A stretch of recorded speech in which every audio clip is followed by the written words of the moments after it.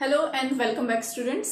हम पढ़ रहे थे Lost Spring and today we are doing second part. हमने फर्स्ट पार्ट कर लिया था इससे पहले वाले वीडियो में and today we are doing the story of Mukesh. Lost Spring जैसा आपको पिछले वीडियो में बताया था, स्प्रिंग जो है स्प्रिंग यहाँ पर आया है चाइल्डहुड के लिए, यानी जो ये स्टोरी है चाइल्डहुड की, स्पेशली उन बच्चों की जिनका बचपन किसी कारण से खो जाता है। और यहाँ पर वो मेन रीजन क्या दिया हुआ है, वो मेन रीजन है पॉवर्टी, गरीबी, कि किस तरह से गरीबी में बच्चों को अपना जीवन यापन करना पड़ता है। ओके, सो फर्स्ट पार्ट में साहिब की स्टोरी थी और सेकंड पार्ट में there is the story of Mukesh. तो इस जो स्टोरी का मेन कैरेक्टर है he is Mukesh. Okay, so in the very first line, पहली ही लाइन में मुकेश सेज, क्या कह रहा है, I want to drive a car. Okay, the writer, इसकी जो राइटर है अनीश जंग, वो हमें बता रही हैं कि इसका सपना क्या है, कि वो एक कार चलाना चाहता है या फिर he wants to be a motor mechanic, या क्या बनना चाहता है, एक motor mechanic.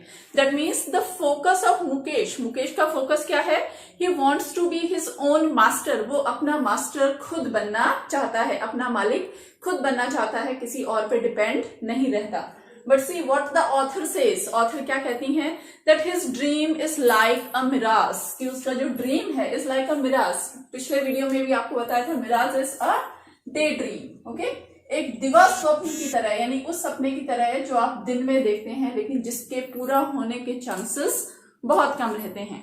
Okay, so Mukesh का ये जो सपना है मोटर मैकेनिक बनना या कार चलाना, ये डे ड्रीम की तरह क्यों है, तो उसका रीजन बताया गया है। देखिए, Mukesh belongs to a very poor family, वो बहुत गरीब फैमिली से रिलेटेड है। And what his family is doing, उसकी जो फैमिली है क्या कर रही है, कहाँ रह रही है।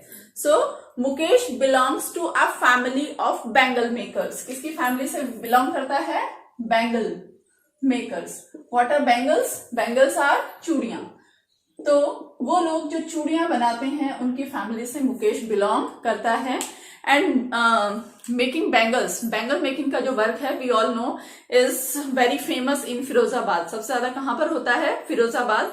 सो it is told in the beginning, शुरुआत में ही बताया गया है that Firozabad is the centre of glass blowing factory in India, कि इंडिया में जो ग्लास ब्लोइंग फैक्ट्री है, कि जो ग्लास को ब्लो करना, ग्लास को या कांच को आकार देने का जो कार्य होता है वो सबसे ज्यादा कहां पर होता है, फिरोजाबाद में। And most of the bangles of this world, की संसार की ज्यादातर चूड़ियां कहां पर बनाई जाती हैं, फिरोजाबाद में। Okay, so Mukesh belongs to a family who lives in Firozabad, जो फिरोजाबाद में रहती है and does the work of bangle making, और चूड़ियां बनाने का कार्य करती है।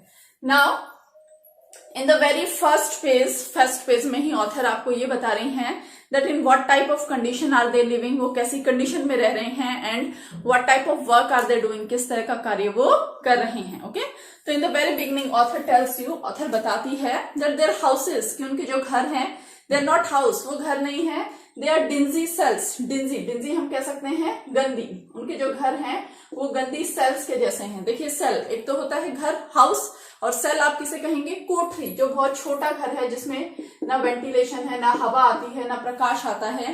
एंड द स्ट्रीट्स अराउंड, आसपास की जो स्ट्रीट्स हैं, जो गलियां हैं, दे आर स्टिंकिंग होती हैं, मीन्स बदबूदार होती हैं। एंड देयर हाउसेस, उनके जो घर हैं, जो घर हैं, दे आर लाइक हॉवल्स आर झोपड़ी की तरह हैं, टूटी फूटी छोटी झोपड़ी के समान है। Okay, so like this they live in very bad condition, बहुत बुरी स्थिति में ये लोग रह रहे हैं। And what they are doing, क्या काम कर रहे हैं ये लोग, they are doing the work of bangle making का कार्य ये लोग कर रहे हैं। और बैंगल मेकिंग का जब कार्य करते हैं, okay, so they spend most of their time, ज्यादातर अपना समय कहां पर बिताते हैं, अराउंड फर्नेस, भट्टियां, आग की जो भट्टियां होती हैं उसके चारों तरफ ये अपना ज्यादातर समय बिताते हैं। ओके, सो लाइक दिस, इस तरह से इन लोगों का जो लिविंग प्लेस है गंदगी से भरा हुआ है, there is no proper light, ना प्रॉपर लाइट है, ना सफाई है, ना सैनिटेशन है वहां पर, ना ही प्रॉपर एयर वहां पर आ रही है, अच्छी हवा वहां पर आ रही है।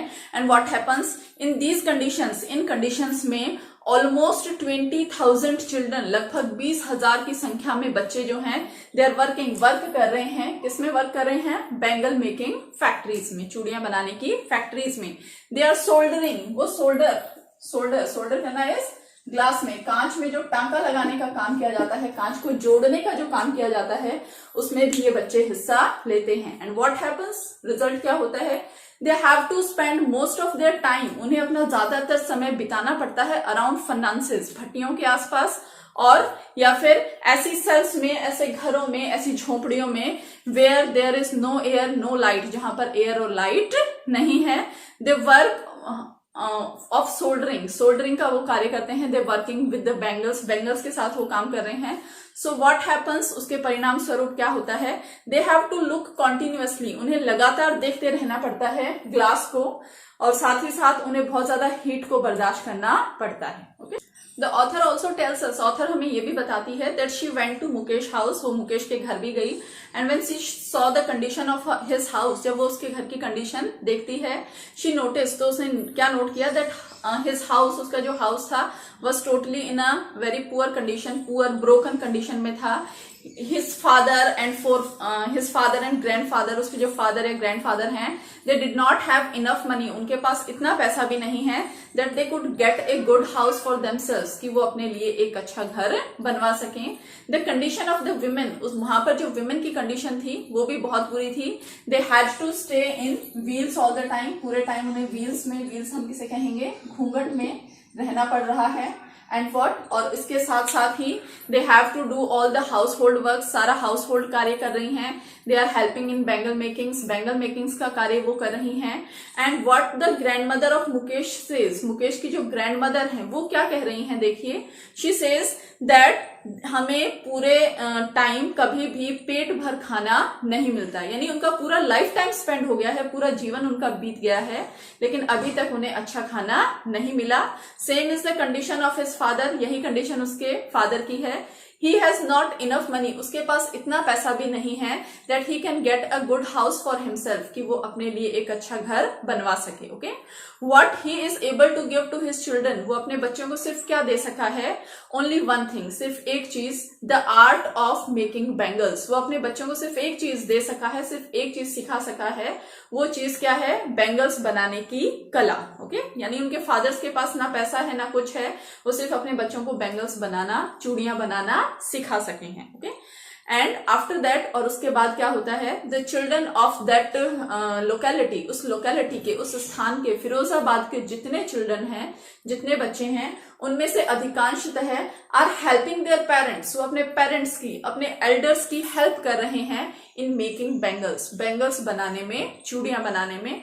And what is the result, result क्या होता है, that they have to work in darkness, किसमें कार्य करना पड़ रहा है उन्हें, डार्कनेस में, विदाउट लाइट एंड एयर, अंधेरे में, बिना लाइट के, बिना प्रकाश के, या फिर बिना शुद्ध हवा के। Okay, they have to watch continuously the glasses, उन्हें उस ग्लास को, उस कांच को लगातार देखना पड़ रहा है, ग्लासेस की वो सोल्डरिंग कर रहे हैं, वेल्डिंग कर रहे हैं। ओके, सो इस तरह से क्या होता है, their eyes also get adjusted to dark, उनकी आंखों को भी किसकी आदत पड़ जाती है, उस डार्कनेस की, उस अंधेरे की आदत पड़ जाती है। और साथ ही साथ कॉन्टिन्यूअस ग्लास में वेल्डिंग करते हुए, सोल्डरिंग करते हुए देखने से क्या होता है, व्हेन दे ग्रो अप, जब वो बड़े होते हैं, they lose their eyesight also, वो अपनी जो आई साइट है, अपनी आंखों की जो रोशनी है, उसे भी खो देते हैं। ओके, तो आंखों की जो रोशनी है वो भी उन्होंने खो दी है।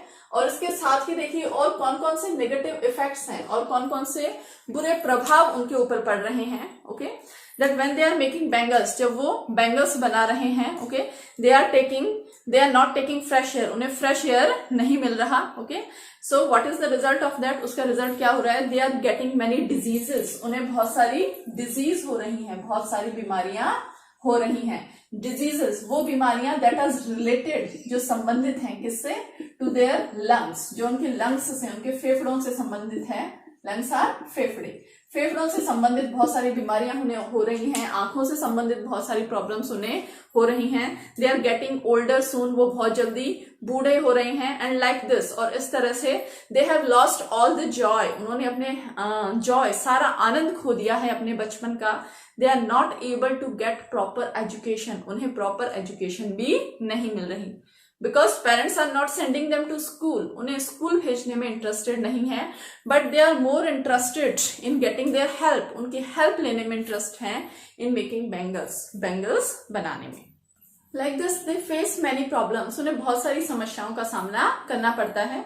So on seeing there condition, उनकी कंडीशन को देखकर the author asks them, author उनसे ये पूछती है that why don't you form yourself into A cooperative, आप सभी लोग मिलकर अपने आप को एक कोऑपरेटिव में, कोऑपरेटिव हम किसे कहेंगे, सहकारी संगठन, ओके, कि आप सभी लोग मिलकर अपने आप को सहकारी संगठन के रूप में संगठित क्यों नहीं कर लेते हैं, या आप सभी लोग मिलकर कार्य क्यों नहीं करते हैं. Okay, so what answer they get, author को क्या आंसर मिलता है, that if they try to unite, अगर वो लोग आपस में संगठित होने की कोशिश करते हैं, so they are beaten, they are hold up, hold up means beaten, they are hold up, उन्हें पीटा जाता है, किसके द्वारा, पुलिस के द्वारा. ओके, कि अगर वो संगठित होने की कोशिश करते हैं तो जो पुलिस है वो उनकी हेल्प करने की बजाय क्या कर रही है, उन्हीं को पीटना स्टार्ट कर देती है, उन्हीं का एक्सप्लॉयटेशन, उन्हीं का शोषण करती है.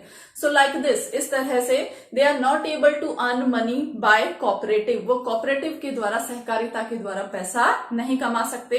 And they are under the pressure of the middleman, और इस तरह से वो किसके प्रेशर में, किसके दबाव में आ जाते हैं, middleman. What are middleman, middleman are बिचौलिए. लाइक दिस वी सी, इस तरह से हम देखते हैं द पीपल ऑफ फिरोजाबाद, की फिरोजाबाद के जो लोग हैं, दे आर ट्रैप्ड, वो फंसे हुए हैं, इन द विशियस सर्किल, एक कुचक्र में फंसे हुए हैं.